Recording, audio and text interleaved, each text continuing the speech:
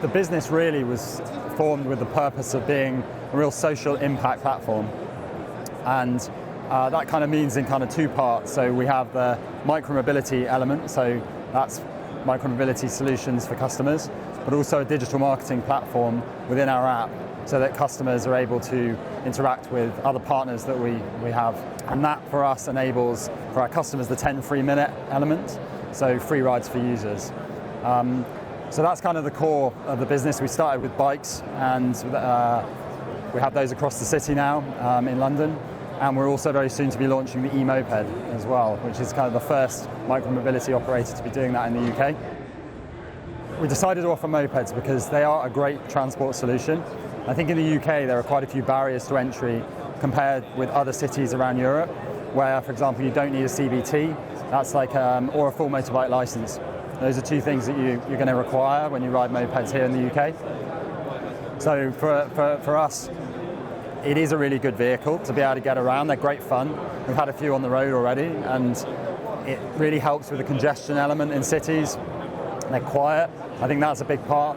Something certainly motivates me is to try and reduce the amount of noise that we're seeing from conventional mopeds. You know, we want to be multi-modal. We want to offer more than just the e-bike. And I think it's a really good solution to offer that mixture of vehicles to customers. And the moped's a really good option, and so hopefully we can see that succeed then here in London as well. We retain a point of difference because we are unique in the fact that right from the get-go we've made the pledge to be carbon negative, and that's something that we are achieving now, and we're being accredited for that through both B Corp and First Climate, and just kind of pending just final checks. Quite a thorough process that we're going through, but we will be the first being registered with First Climate, and that just does all of those checks to make sure that we're not just claiming it, that we're actually practicing, you know, what we preach.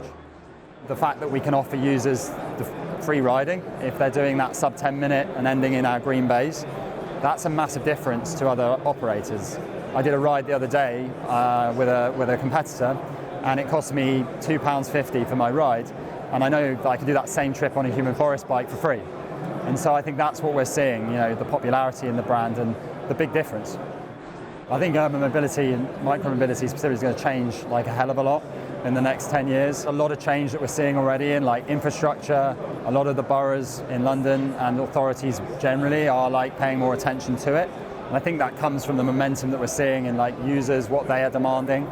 You're definitely seeing a shift. I'm a cyclist and I ride every day on my own bike, commuting into work. And I've definitely seen the volume increase, even through the winter when it was like not so nice to ride. And I think as they see that momentum, it justifies making radical changes, like, you know, limiting the amount of car lanes that we have, making bus lanes shared, putting in dedicated infrastructure.